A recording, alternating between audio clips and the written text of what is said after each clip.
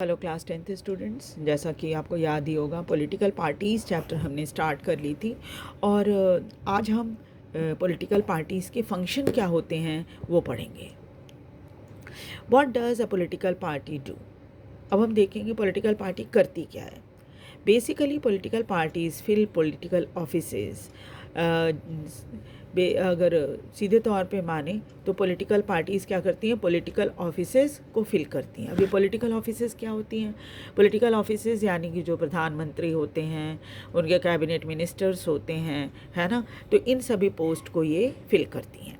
And exercise political power, और फिर इस पद पर पहुंचने के बाद वो क्या करते हैं, अपने पॉलिटिकल पावर को एक्सरसाइज करते हैं, यानी उसका इस्तेमाल करते हैं। प्रधानमंत्री बनते हैं तो देश को चलाते हैं, उनके कैबिनेट मिनिस्टर्स उनको हेल्प करते हैं, है ना।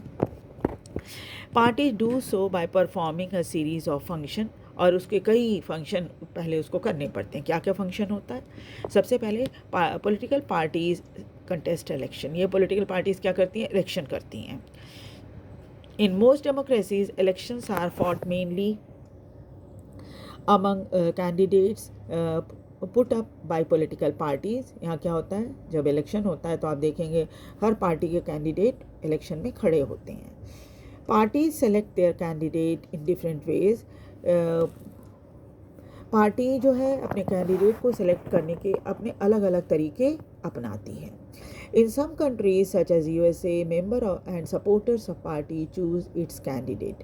जैसे कई देश ऐसे हैं, खासतौर पे USA, यहाँ पर क्या करते हैं, जो पार्टी के मेंबर्स होते हैं और जो सपोर्टर्स होते हैं वो मिल के कैंडिडेट को चूज़ करते हैं। जैसे कि जो लोग उस पार्टी से जुड़े रहते हैं वही पार्टी के कैंडिडेट को चूज़ करते हैं। Now more and more countries are following this method. ये बहुत ही अच्छा मेथड है और अब बहुत सारे देश जो हैं, ज़्यादा से ज़्यादा देश जो हैं इसको, इस मेथड को अपना रहे हैं। In other countries like India, top party leader choose candidate for contesting election. लेकिन कुछ देश जैसे भारत भी है उसमें, इसमें क्या होता है, टॉप पार्टी लीडर, यानी एक पार्टी के जो बड़े बड़े लीडर्स होते हैं वो तय करते हैं कि कौन से कैंडिडेट को इलेक्शन में खड़ा करना है। अब हम देखिए दूसरा point, parties put forward different policies and programme. Party जो है अपनी पॉलिसी और प्रोग्राम बनाती है। And the voters choose from them. हर पार्टी का अपना अपना पॉलिसी प्रोग्राम होता है, तो वोटर्स के ऊपर निर्भर करता है वो किसको पसंद कर रहे हैं, किसके पॉलिसी और प्रोग्राम को पसंद कर रहे हैं, जिसको हम बोलचाल की भाषा में वादे कहते हैं ना, कि हम पार्टी वादे करती है। तो इसी तरह से क्या है कि हर पार्टी जो है इलेक्शन के समय में वादे करती है कि हम कौन कौन से काम जीतने पर करने वाले हैं।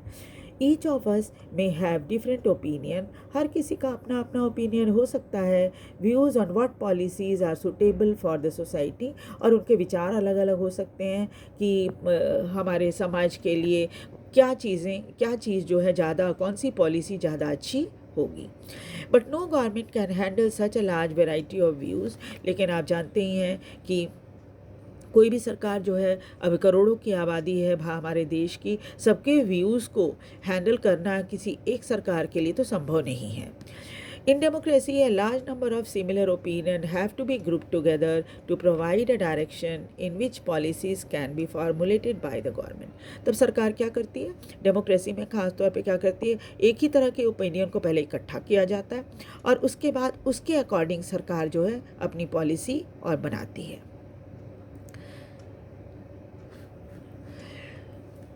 This is what the parties do.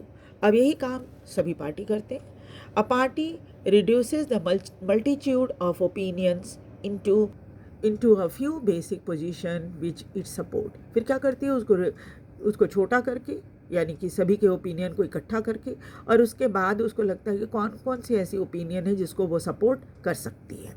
A government is expected to base its policy on the line taken by the ruling party। और फिर सरकार जो है, जो पॉलिसी रूलिंग पार्टी ने बनाई है उसको वो उसी पर चलती है। यानी आपको पता ही है कि रूलिंग पार्टी तो ही होगी जिसको मेजॉरिटी मिलेगी, जो इलेक्शन जीतेंगे, जो सरकार बनाएंगे, है ना, उनको रूलिंग पार्टी भी कहा जाता है। उसके बाद है third point, parties play a decisive role in making laws for the country. Party का देश के में कानून बनाने में भी बहुत इम्पॉर्टेंट रोल होता है। आपको पता ही है कि जो सरकार होती है, पार्लियामेंट में कोई भी जब कानून बनता है तो उसको मेजॉरिटी ओपिनियन से पास करना पड़ता है, और वैसे में जो जिस पार्टी की सरकार रहेगी स्वाभाविक है वो मेजॉरिटी में रहेगा, और तब क्या होगा, कानून आसानी से पास किया जा सकेगा। इसीलिए कहा गया है कि पार्टी जो है बहुत डिसाइसिव रोल प्ले करती है कानून बनाने में देश के। Formally laws are debated and passed in legislature. फिर क्या होता है, जब लोग कानून बनता है उसके पहले उसके ऊपर बहुत बहस की जाती है, बहस होती है, वाद विवाद होता है, उसके बाद लेजिस्लेचर से उसे पास किया जाता है। But since most of the members belong to the party, they go by the direction of the party leadership, irrespective of their personal opinion. फिर जब सरकार जो है वो कानून बनाती है तो एक ही पार्टी के जितने सदस्य होते हैं वो बहुमत से इसको वोट डालते हैं इसमें, चाहे उनका अपना व्यक्तिगत विचार अलग भी क्यों ना हो, लेकिन वो पार्टी के ओपिनियन के अकॉर्डिंग चलते हैं और उसी के अनुसार काम करते हैं। जैसा लीडरशिप ने उनको डायरेक्शन दिया है उसके अकॉर्डिंग वो वोटिंग विरोध या उसका विरोध करते हैं, नहीं तो फिर उसको सपोर्ट करते हैं। Parties form and run government, हमने पहले भी पढ़ लिया कि जो पार्टी मेजॉरिटी में आती है वही सरकार बनाती है और चलाती है। As we noted last year, the big policy decisions are taken by political executive that come from the political party। और जितने बड़े बड़े ओपिनियन पॉलिसी डिसीजन जो होते हैं वो सब ये पॉलिटिकल एग्जीक्यूटिव जो बड़े बड़े नेता होते हैं वो लोग मिलकर करते हैं, पॉलिटिकल पार्टी के। Parties recruit there leader, party क्या करती है, लीडर्स को रिक्रूट करती है, ट्रेन करती है, उन्हें सिखाती है, and then make them minister to run the government in the way they want, और फिर उनको मिनिस्टर बनाती है और उन्हें ये सिखाती है कैसे उनके हिसाब से उन्हें सरकार चलाने में मदद करनी है। दोज पार्टीज, उसके बाद फिफ्थ पॉइंट है, those party that lose election in the election play the role of opposition to the parties in power।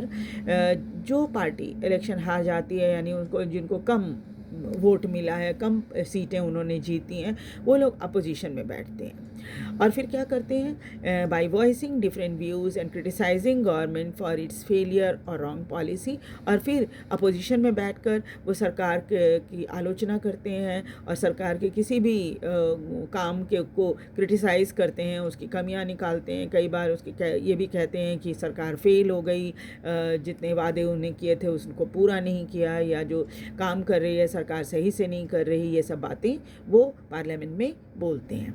Opposition parties also mobilise opposition to the government, और जितनी अपोजिशन पार्टियाँ होती है, एक आध तो होती नहीं, भारत में तो बहुत सारी पार्टियाँ हैं, वो सब इकट्ठा होकर सरकार का विरोध करती हैं। उसके बाद है छठा point, party shape public opinion. लोगों की ओपिनियन को वो शेप करती हैं, जैसे वो कन्विंस कर देती हैं लोगों को कि देखो हमसे अच्छा और कोई काम नहीं कर सकता, कोई दूसरी पार्टी नहीं कर सकती। They raise and highlight issue, और कई तरह के जनता की जो कुछ प्रॉब्लम होती है, इश्यूज होती हैं, उसको वो उठाते हैं। Parties have lakhs of members, पार्टियों में तो लाखों मेंबर होते हैं। Activist spread all over the country, बहुत सारे एक्टिविस्ट होते हैं जो कि पूरे देश में फैले हुए हैं। Many of the pressure group are extension of political party among different section of society, और बहुत सारे प्रेशर ग्रुप भी एक तरह से पार्टियों के सपोर्टर्स ही होते हैं। Party sometime also launch movement for the resolution of problem faced by people, कई बार पार्टी जो है आंदोलन भी करती है कि ताकि लोगों की प्रॉब्लम को सॉल्व किया जा सके। जैसे आपने देखा हुआ है किसान आंदोलन जो हुआ था, उसमें क्या हुआ था, कुछ पार्टियों ने मिलकर सरकार के पॉलिसी का विरोध किया था। Of an opinion in the society crystallise on the line party take, कई बार हमारे समाज में जो ओपिनियन बन जाते हैं वो उसी पार्टी के अकॉर्डिंग बन जाते हैं। Parties provide people access to government machinery and welfare scheme implemented by government, party जो है वो लोगों को सरकार तक पहुंचने के लिए एक साधन बनती है। सरकार की जो वेलफेयर स्कीम चल रही थी उसको कैसे सरकार लागू कर रही है, इसमें ये मदद करती है पार्टी जो होती है वो। For an ordinary citizen, it is easy to approach a local party leader than government officer. अगर किसी व्यक्ति को कुछ काम है इस तरह का, तो क्या हुआ, वो एक पार्टी लीडर जो होते हैं उनके पास वो आसानी से पहुंच सकते हैं बनिस्बत के किसी सरकारी अफसर के। आप सरकारी ऑफिस में अगर जाइएगा और किसी बड़े अफसर से मिलना चाहिएगा तो आप देखिएगा कि पहले बहुत सारे स्टेप्स होंगे। पहले आप जब वहाँ का प्यून होगा, फिर क्लर्क होगा, फिर उसके बाद आपके कागज़ को और आगे पहुँचाया जाएगा, फिर आपको एक डेट दी जाएगी, तब आप उसमें जाकर किसी भी ऑफिसर से मिल सकते हैं।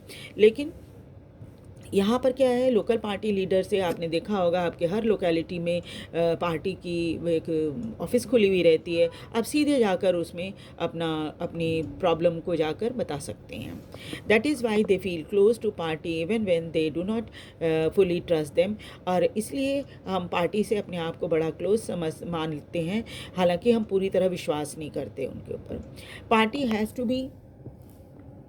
has to be responsive to people's demand and people's need and demand। Party को लोगों की ज़रूरतों और उनकी डिमांड के अकॉर्डिंग चलना होता है। Otherwise people can reject those party in the next election. और अगर ऐसा वो नहीं करेगी तो अगले इलेक्शन में लोग उनको वोट नहीं देंगे।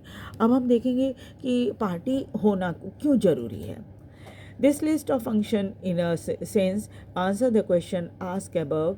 ये जो फंक्शन हमने अभी पढ़ी, ये जो 7 फंक्शंस हैं जो हमने अभी पढ़ी है, तो ये सब क्या है, ये हमारे बहुत सारे क्वेश्चन का जवाब दे देगा। देखिए, we need political parties because they perform all these function. हमें पॉलिटिकल पार्टी क्यों ज़रूरत पड़ती है? क्योंकि इतने सारे वो काम करते हैं। ठीक है। Then, but we still need to ask why modern democracy cannot exist without political parties। हालांकि आप ये प्रश्न पूछ सकते हैं कि आज की डेमोक्रेसी में पॉलिटिकल पार्टीज़ क्यों इतनी इम्पॉर्टेंट है, क्यों हम इसके बिना नहीं रह सकते।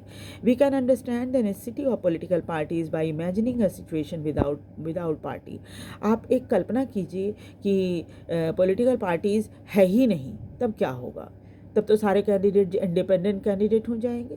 Every candidate in the election will be independent, so no one will be able to make any promise to the people about any major policy changes. तब क्या होगा, आपको पता ही है कि एक कैंडिडेट जो होता है वो अपनी लोकेलिटी के लिए, अपनी कंस्टिट्यूएंसी के लिए रिस्पॉन्सिबल होता है, न कि पूरे देश के लिए। तो स्वाभाविक है कि जब पूरे देश के लिए अगर आपको कोई पॉलिसी बनानी होगी, कोई मेजर पॉलिसी चेंजेस चाहिए, तो आप कैसे बनाएंगे? ये बहुत सबसे बड़ी प्रॉब्लम तो यही है। द गवर्नमेंट में बी फॉर्म्ड, सरकार तो बन जाएगी, सारे इंडिपेंडेंट कैंडिडेट जिनके मिल जाएंगे और मिलकर सरकार तो बना देंगे, but it's utility will remain ever uncertain. लेकिन वो कितना सही तरीके से काम कर पाएगी ये पक्का नहीं है। Elected representative will be accountable to their constituency for what they do in the locality।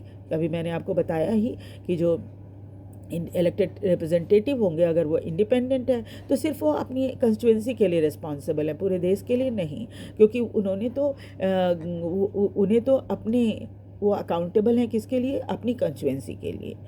But no one will be responsible for how the country will run. फिर सवाल ये उठता है कि तो फिर कैसे देश को चलाया जाएगा, कौन जिम्मेवारी लेगा देश को चलाने के लिए।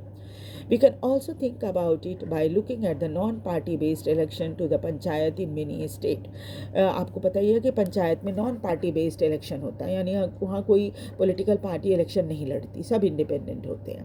Although the party do not contest formally, it is generally noticed that the village get split into more than one faction, each of which put a panel of its candidate.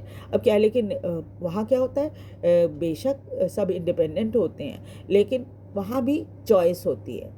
लोग अपने सोच के अनुसार, जैसे सपोज़ मैं अगर BJP को support करती हूँ या कांग्रेस को सपोर्ट करती हूँ, तो क्या मैं देखूँगी कितने लोग ऐसे हैं गांव में जो कि बीजेपी या कांग्रेस या को सपोर्ट करने वाले हैं। फिर वो सब इकट्ठा हो जाएंगे और इकट्ठा होकर क्या करेंगे, वो अपने लिए एक कैंडिडेट खड़ा करेंगे। इस तरह से उनका वहाँ पैनल भी, गाँव में भी बेशक पार्टी नहीं है कोई जिसमें जो इलेक्शन में अपने लिए कैंडिडेट खड़ा करेगी, वहाँ कोई political party party panchayat election में नहीं होती, लेकिन फिर भी लोगों की थिंकिंग के अकॉर्डिंग वो ऐसे पैनल बनाते हैं कि चलो गांव के जितने लोग कांग्रेस को सपोर्ट करने वाले हैं वो लोग सब कांग्रेस से में अपने ग्रुप के में से एक कैंडिडेट को इलेक्शन में खड़ा कर देंगे। जो बीजेपी को सपोर्ट करने वाले लोग हैं वो अपने हिसाब से अपने एक कैंडिडेट को खड़ा कर लेंगे। इस तरह से क्या है, वहाँ पर भी ये पैनल जो बनता है ना, वो इसी तरह कैंडिडेट होते हैं जो किसी न किसी पार्टी की तरफ उनका झुकाव होता है।